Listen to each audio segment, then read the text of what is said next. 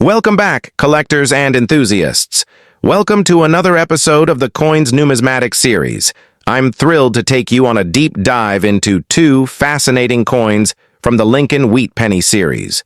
Today, we'll be focusing on the 1952 and 1953 Lincoln Wheat Pennies, two essential pieces of numismatic history. We'll discuss everything you need to know: the design, historical context, mintage, market value, and so much more. So, let's get started. 1952. Lincoln Wheat Penny. The 1952 Lincoln Wheat Penny holds a special place in the hearts of coin collectors. Struck in 95% copper and 5% tin and zinc, this coin is part of the long-running series that began in 1909, designed by the famous sculptor Victor David Brenner. The 1952 penny carries a rich history and several distinct features that make it a coveted piece for numismatists. In 1952, America was in the post-World War II boom. The country was seeing rapid economic growth, and the American people were enjoying a period of stability. There were still lingering effects of the war on the economy, particularly regarding the production of commodities and goods. The 1952 penny reflects a time of shifting priorities within the United States, from wartime production to peacetime prosperity. The United States Mint, which was responsible for striking the coins, was actively working to produce a significant amount of coins to meet the needs of an expanding economy. In 1952, Lincoln Wheat pennies were produced alongside other coins that were crucial to daily transactions, like nickels and dimes. Though this was a period of economic growth, it was also one that saw advancements in technology and manufacturing that made coin production more efficient. The 1952 Lincoln Wheat Penny is distinguished by the traditional design established in 1909. You will find the iconic portrait of Abraham Lincoln, sculpted by Victor David Brenner.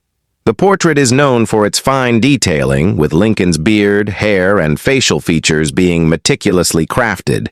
Around the edge, the words "Liberty" appear to the left of Lincoln's bust, while "In God We Trust" is inscribed to the right. Above Lincoln's head is the date 1952, marking the year of mintage. On the reverse, back, you'll notice the two stalks of wheat that flank the words "United States of America" and "E Pluribus Unum." At the center, the denomination 1 cent is prominently displayed. This reverse design was used on the Lincoln Wheat Penny from 1909 until 1958, making it one of the most recognizable coin designs in American history. The 1952 penny was struck at the Philadelphia Mint, the Denver Mint, and the San Francisco Mint. Depending on the mint mark, if present, the 1952 penny can have a subtle difference in value or rarity. The mintage figures for the 1952 Lincoln Wheat Penny are important in determining its rarity and overall demand. The total mintage for the 1952 penny was Philadelphia Mint, no mint mark, 304,402,000. Denver Mint, D mint mark, 43,408,000. San Francisco Mint, S mint mark, 28,200. As you can see, the Philadelphia Mint produced by far the largest quantity of the 1952 pennies, with over 304,402,300 million struck. This large mintage means that most 1952 pennies are readily available in circulation, making them relatively common for collectors to find in decent condition. The 1952 Lincoln Wheat Penny, despite its high mintage, still has some appeal to collectors, especially those in higher grade. Most circulated 1952 pennies are worth just their face value of 1 cent, but the value increases with condition. Lower grades, good to fine. In these grades, a 1952 penny can be worth between 5 and 10 cents. Average circulated, very fine to extra fine. Pennies in these grades are typically valued between 10 and 25 cents. Uncirculated, MS60 or higher.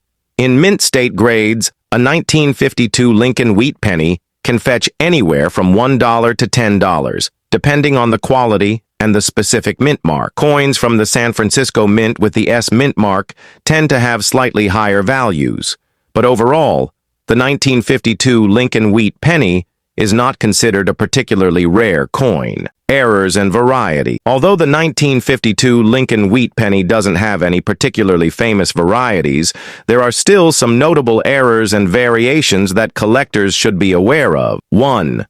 Die cracks and cuds. Some 1952 pennies have been found with die cracks or cuds, which occur when the die used to strike the coin cracks or chips away, leaving an imprint on the coin. Second, off-center strikes. Another error occasionally seen on 1952 pennies is an off-center strike where the design is misaligned on the planche, the blank metal disc. 3. Double dies. While not common in 1952 pennies, double die errors occasionally happen during coin production. A double die error means the image on the coin is struck more than once, resulting in a blurry or doubled design. This is more common in some years than others.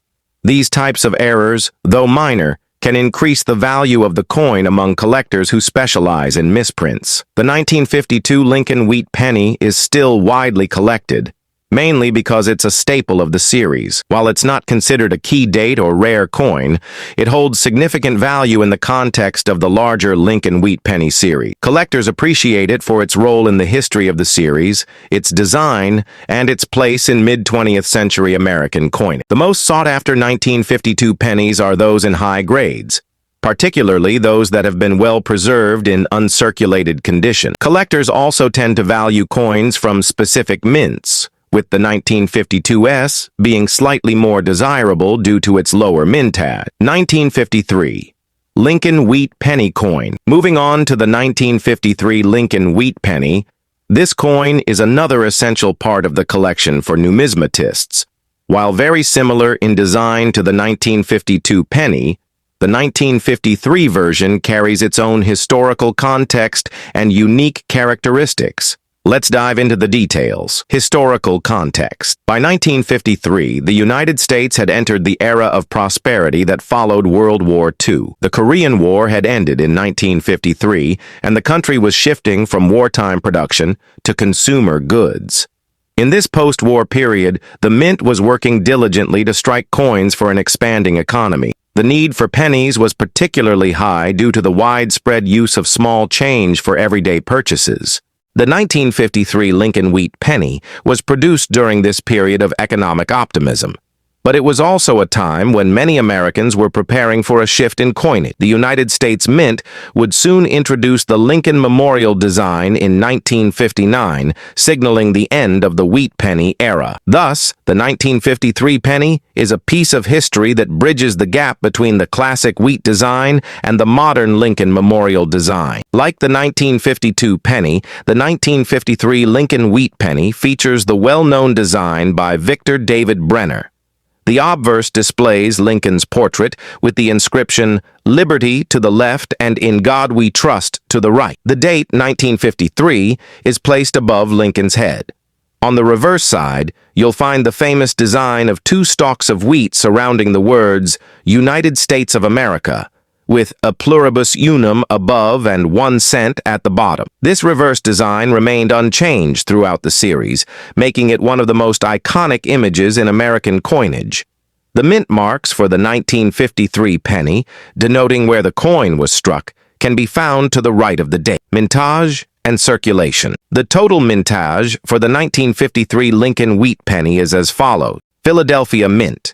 No mint mark. 316,510,000 Denver Mint.